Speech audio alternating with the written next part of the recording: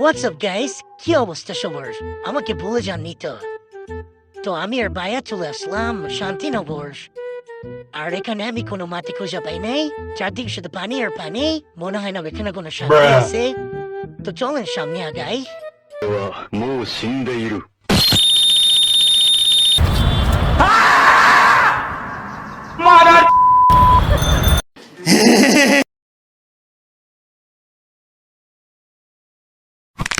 আমরা হাঁটতেছি কারণ তাদের দেলোকেশন আমাদের পৌঁছাতে হবে।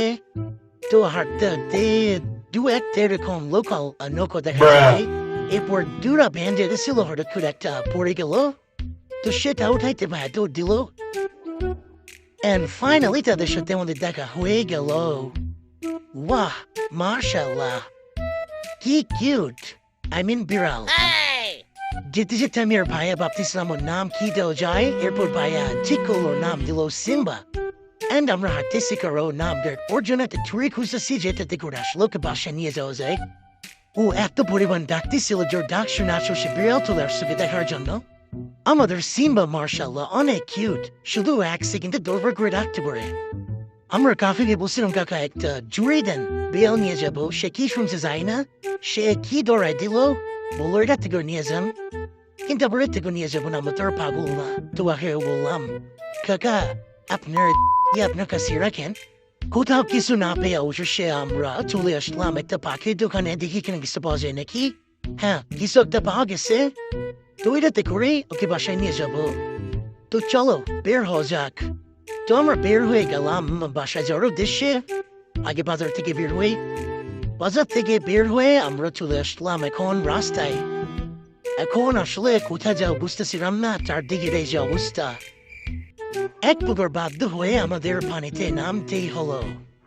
তাই আমরা ওভার কল দিয়ে বললাম আমরা সমুদ্রের মাঝখানে আছি, আপনারা তাড়াতাড়ি হেলিকপ্টার নিয়ে আমাদের উদ্ধার করুন।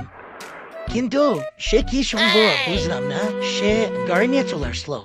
কি আর করার, উঠে পড়লাম গাড়িতে।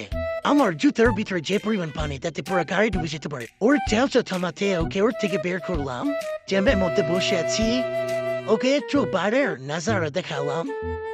তারপর চেষ্টা করলাম ওকে কোলে নিয়ে একটু ঘুম পাড়ানোর, কিন্তু ও ঘুমাবে না। এখন আমরা আছি কক্সবাজারের মগবাজার শাখায়। কোনো মতে যদি গায়ে দরজাটা খুলে যায় তাহলে আমরা ডুবে যাবো। এইখানে আমি ওকে কোলে নিয়ে একটু ঘুমানোর ফেয়ে অ্যাক্টিং করতেছিলাম, তাও হয় নাই। এখন আমরা যে হাতে জেলে আর বেশক্ষণ লাগবে না হয়তো জ্যাম না পড়লে। তো এর মধ্যে আমরা চলে আসলাম এবং আমরা নেমে পড়লাম।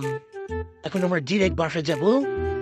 চলে আসলাম বাসায় বেরোনে, সবাই তো অনেক খুশি। ওর ডাক শুনে ওকে দেখে সবাই অনেক খুশি।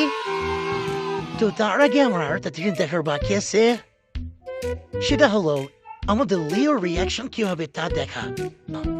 তো ওকে নিচে ছেড়ে দিলাম নিজের মতো। লিওকে দূর থেকে অবজার্ভ করতেছে কিন্তু বুঝতেছে না কিছু।